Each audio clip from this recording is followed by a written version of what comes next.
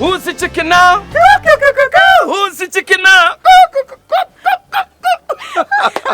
Welcome to yet another episode of Kilimo Diaries. And today, let's shake things up a little bit. Let's move from meat to eggs. Yes, meat to eggs. And of course, we are talking matters, layers, poultry farming. Na siku ya leo, tuko katika shamba la Sam na Mel. And today we're talking to Mel because Sam yuko around. Na kuna swali nilikuuliza last time. Which Between one? the egg and the chicken, which one came first? I said chicken. I said eggs. And you tell us, what do you think? And of course, we are not alone. Tuko na aspiring farmers of the day who are ready to learn from our model farmer, Melody. And of course, as you go meet Melody, sinikutana na aspiring farmers. Okay, are you ready to learn? Niko tayari. All right, let's go. Let's do this. Kilimo Diaries, brought to you by Backbone Feeds Kenya Limited. To place your order, please call or WhatsApp us on 0710-822-222 or visit any of our distributors countrywide. Backbone Feeds, healthy broilers, happy farmers.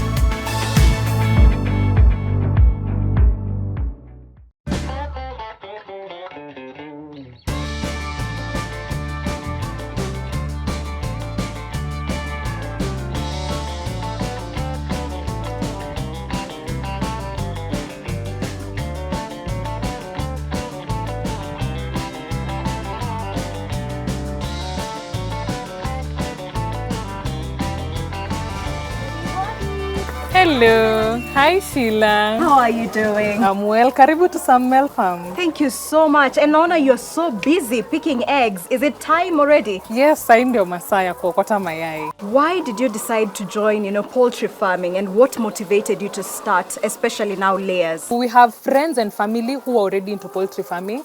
So I think we had a referencing point. And also seeing how much they've grown and knowing that you can never go wrong with in agriculture, in the field of agriculture. It was a motivating point and a motivating factor to also start our own. And how many birds do we have today on this farm? Okay, we have around 1,200 birds. Yes, and we are looking to grow bigger. Yes. Okay, 1,200 is an impressive number. And before we continue collecting the eggs, let us first meet Jaffe, who is hanging out with our aspiring farmers of the day. So, trying to collect my egg. Karibu sana. All right, I need to disinfect first. Please. All right. Niko na young aspiring farmers. You know, one inspiring thing nimekuja kujua ni kwamba among these other episodes ambazo tumekutana siku ya leo na young farmers. You know, it's so inspiring kwa sababu seems kwamba farming ni fun. And of course, these are young people who are ready to do more, do better and reach further. Wacha tuwajue kwa majina, wanatoka wapi, wanafanya aje. And of course, what are they aspiring to learn today? Is it ladies first or men just before? Ladies first. Unaitwa nani mrembo? Kwa majina naitwa Lea. Nafanyia farming Thika. Oh, Thika? Yes. Uko na kuku wangapi so far? Niko na kuku 500. 500? Yeah. Uko tayari kujifunza leo? Yes. What umekuja leo kuchukua nini nyumbani? Nimekuja kuongeza maarifa. Ndio in the future pia kama nataka kuongeza kuku, nijue where to start. Beautiful. Yeah. Na unaitwa nani mrembo? Jina langu ni Sally. Mimi sina kuku. Hauna kuku Sally? Sina kuku kabisa. Why are you here Sally? Okay, nimekuja hapa kujifunza about poultry farming. Juu ni kitu ambao mimi nimetamani sana kufanya. So I'm here to gain the experience. At least nijue before nianze nisi make mistakes zozote. Wow. Yeah. Amazing. I love it. Napenda hiyo. Na unaitwa nani bro? Kwa majina naitwa Morgan Gishoni. Nafanya farming pande ya Kiambu. Na nimekuja hapa pia kuongeza maarifa kwa sababu ninataka kuventure into poultry farming. Na unaitwa nani bro? Kwa majina naitwa Collins Nyamwea. Nafanya farming kwa Rwai. I have about 60 chickens. 60? Yeah. Okay. Zangu tu ziko free roaming, nisikuwe na no mayai na nikitaka kuchinja moja na chinja. Sasa wewe unaanza kukula stock bro. Unakula stock. Si ya biashara ni yangu. So now leo nataka ujifunze on how we're going to commercialize it. Yeah. But la ukule peke yake ya consumption, how do we commercialize it and make money out of it? Kabisa. All the best my brother. I'm inspired. Naitwa Alex. Nafanya farming huko Mlolongo. I have around 100 chicken. Yeah. Na leo nataka kujifunza nini kwa hii farm ya Sam na Melody? Sana sana nataka kujua mambo ya feeding, scheduling ya feeding, and then nijue the best feeds. Yeah, and na mambo ya vaccination. Beautiful. Wako tayari kujifunza? Mimi swali langu tu ni rahisi sana. Leo tunakula kuku au mayai?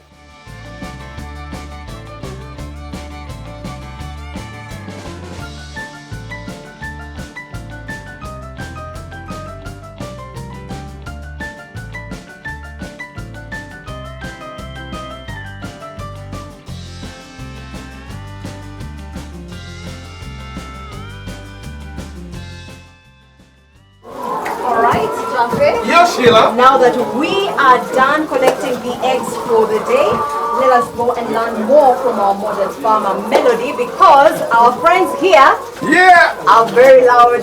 My guys, mko tayari?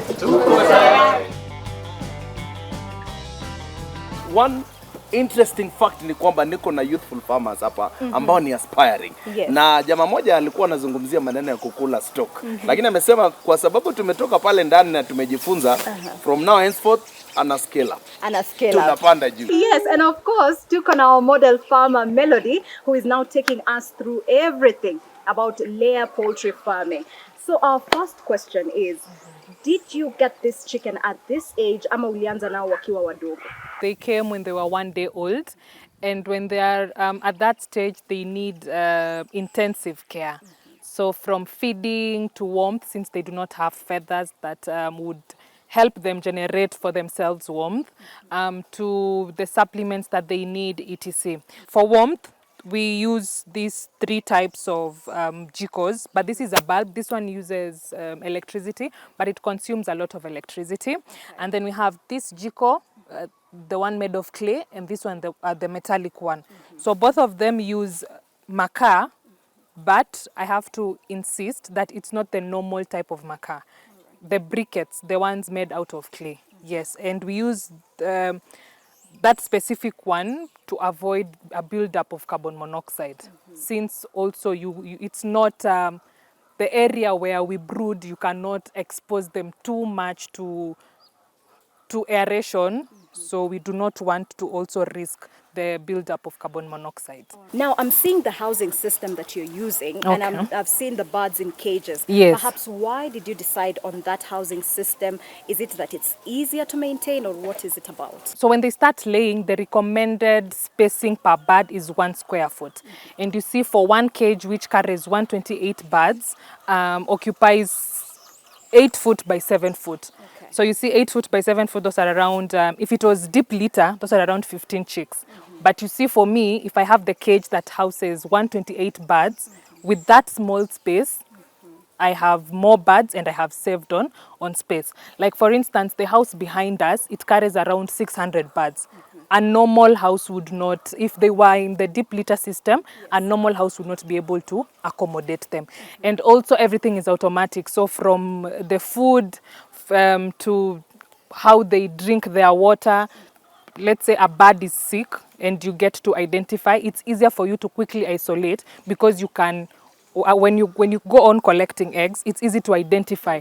Yes, as opposed to deep litter where they are all, yes. But then I'm wondering, they are in cages. Yes. So I've seen them, squeezed in space in cages. Yes. They don't need space to walk around. The recommended is for you to have 3 birds. Okay. And we've learned that with time.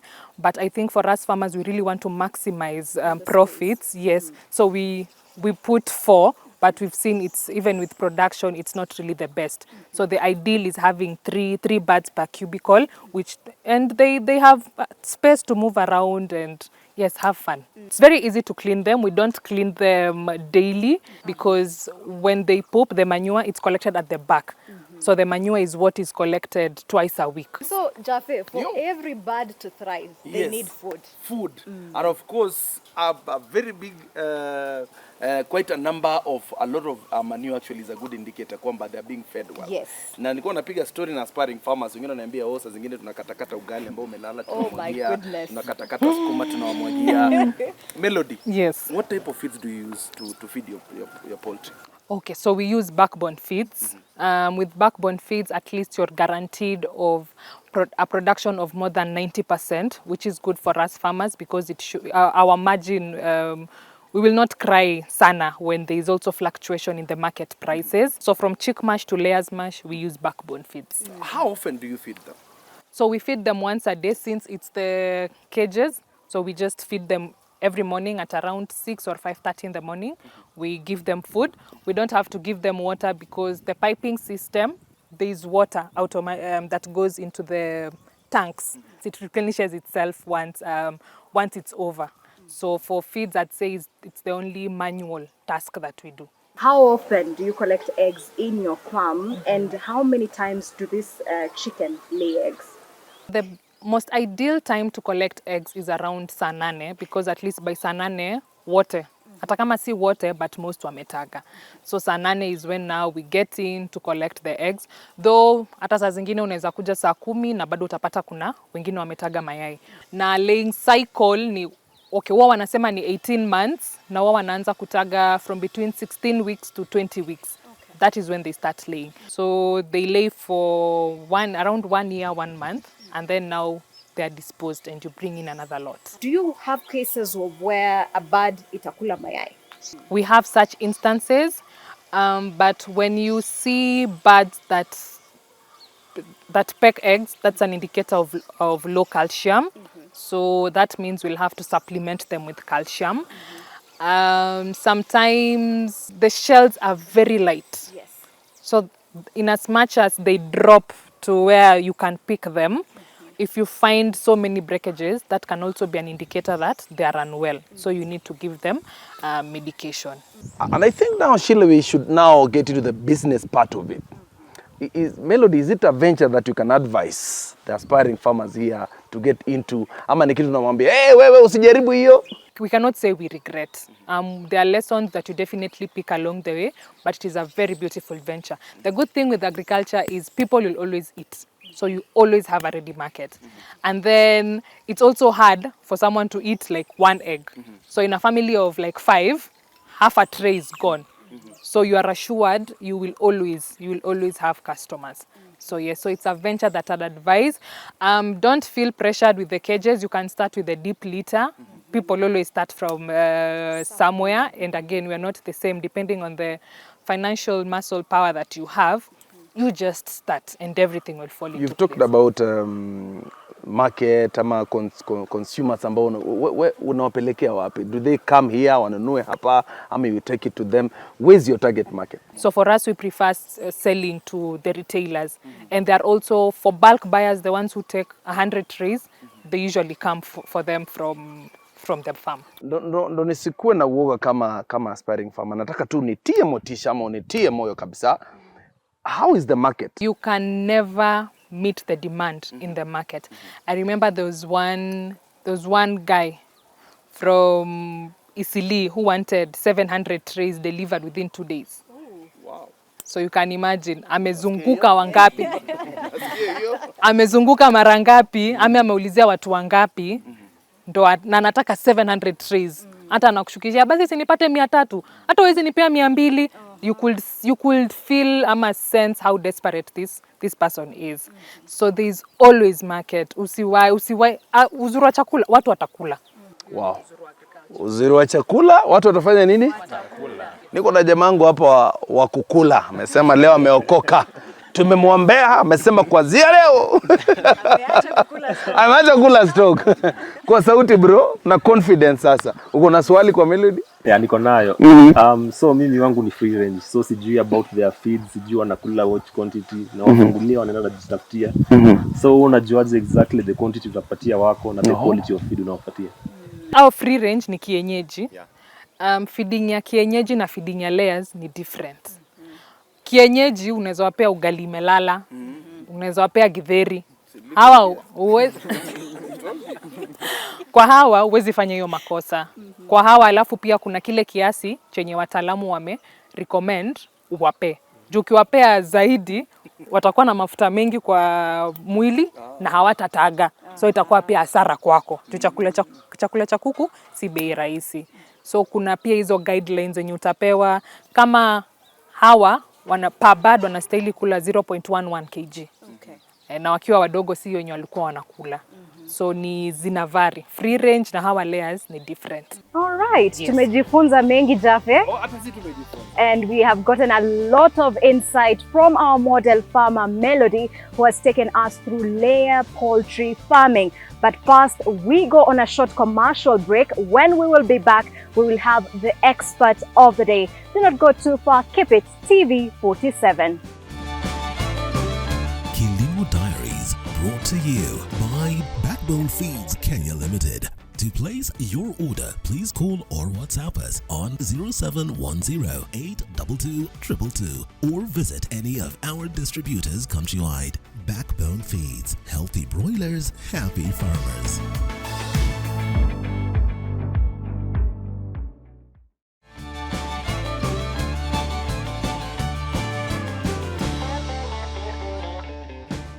Welcome back. This is Kilimo Diaries on TV 47. And of course, siku ya leo tuko hapa Sam and Mel Farm, ukipenda Sam Mel Farm.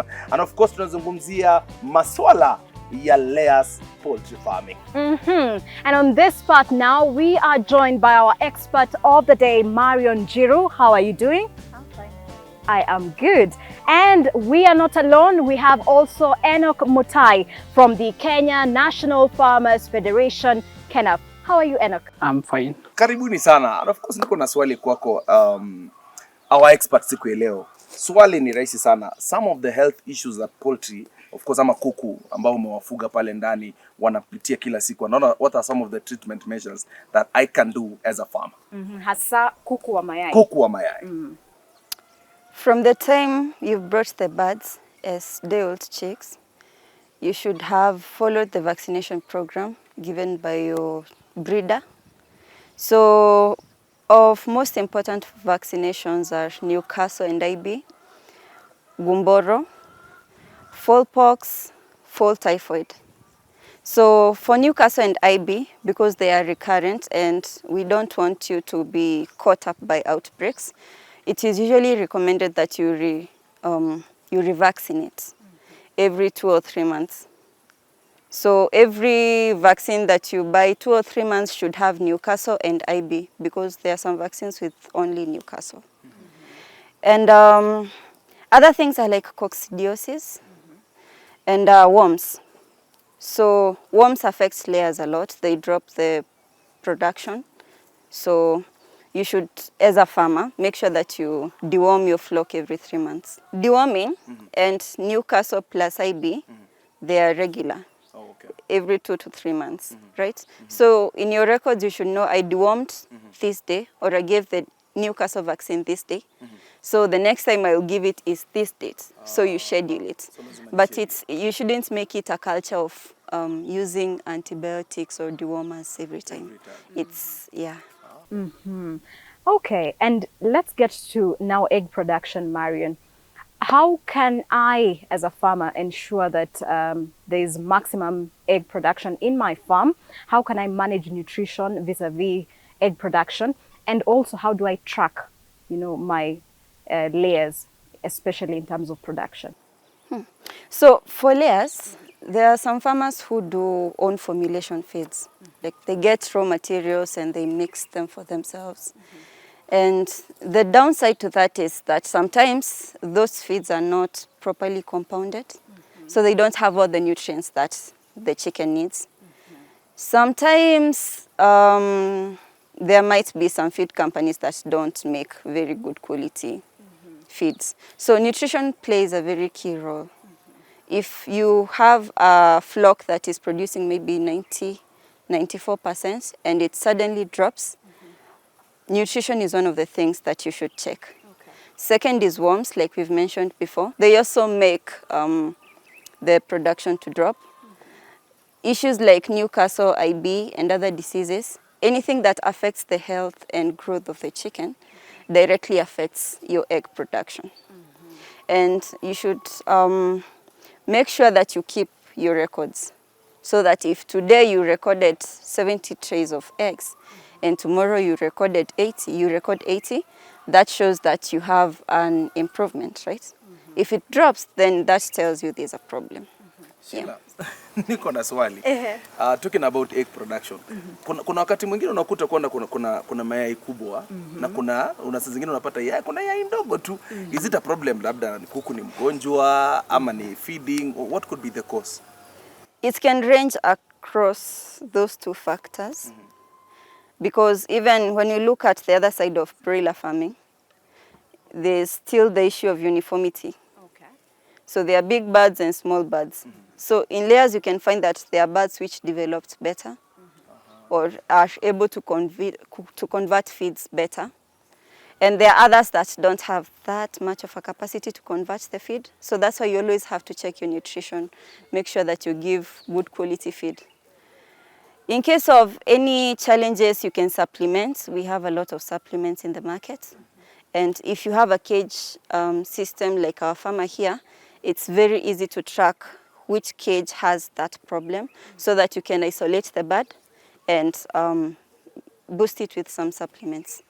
So you're saying with supplements, if my bird was alikuwa anataga the small yai, with supplements it can change? Yeah, supplementation helps a lot because cases like quick-shelled eggs or discolored eggs or those double-sized or double-yolk eggs, they can be corrected with supplementation. But if you're giving good quality feed again, you don't need supplementation. Okay. I guess those is a lot of insight from our expert today, Jaffe. Mimi nimejifunza mengi. I don't know what you and your aspiring farmers have learned today. Sheila, tumenawa, tukala, tukashiba. Lakini kuna watu nyumbani lazima tuwapeleke takeaway. So kuna ile kitu ambayo umejifunza siku ya leo tukiwa katika hii farm ya Melody. Umejifunza nini bro? What are you going to take home from today? Yes. Okay, mimi kama an aspiring farmer, nimeona ni kazi inaweza fanyika. This is something that is doable. You know, there are those fears that is this something that I can really fully enter into it and be able to come out profitable.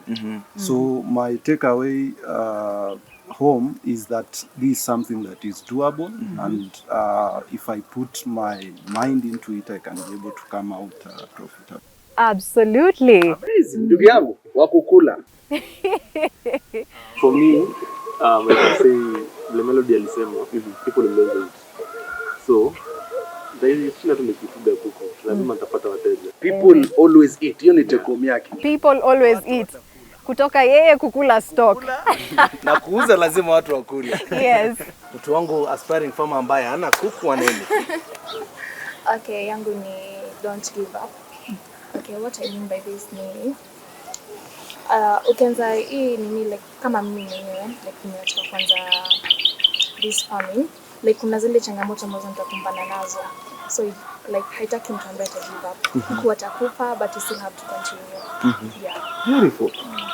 I've learned a lot today. I've learned about record keeping, quality feed, and I'm looking forward to adding goat chicken to my farm. Sheila, these are young people doing much, doing better to reach further. Absolutely. Thank you very much for learning and accepting to learn. But we still have more from Enoch Mutai, who is the representative from the Kenya National Farmers Federation. Enoch, umesikia what the farmers have said. Perhaps what more could you add on that? Yangu ni kuwakaribisha wajiunge na KENAF, ambayo ni sauti ya mkulima.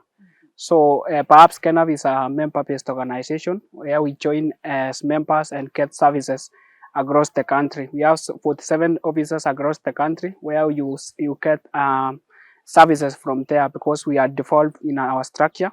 So the services are like farmer health insurance. In this case, this serves as a health insurance for actual farmer, and then we have also developing insurance like crop insurance and climate insurance coming across. Perhaps also we have trainings and capacity building taking place across all the 47 counties in all our farmers. So in this case, we like leverage on opportunities which arises across all the value chains, like poultry farming. In this case, they get a value of understanding how to maximize and also sustain their farming from production to marketing.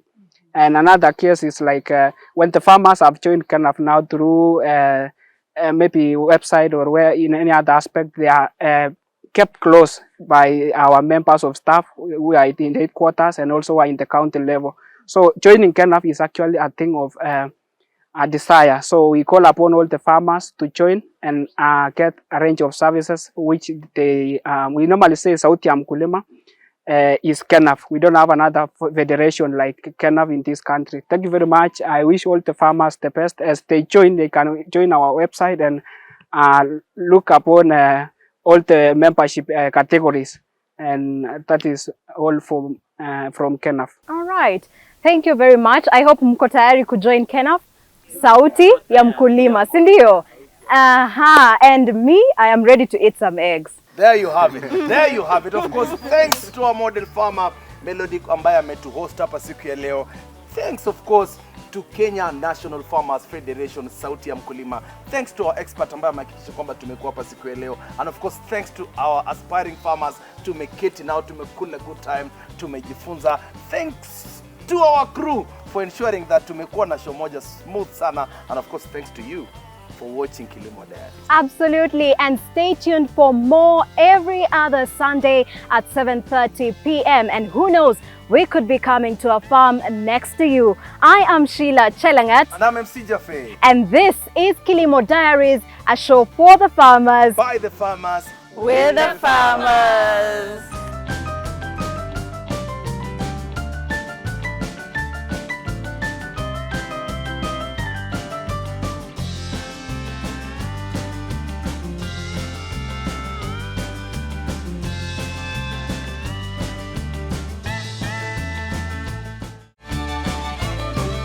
Kilimo Diaries, brought to you by Backbone Feeds Kenya Limited. To place your order, please call or WhatsApp us on 0710 822 222 or visit any of our distributors countrywide.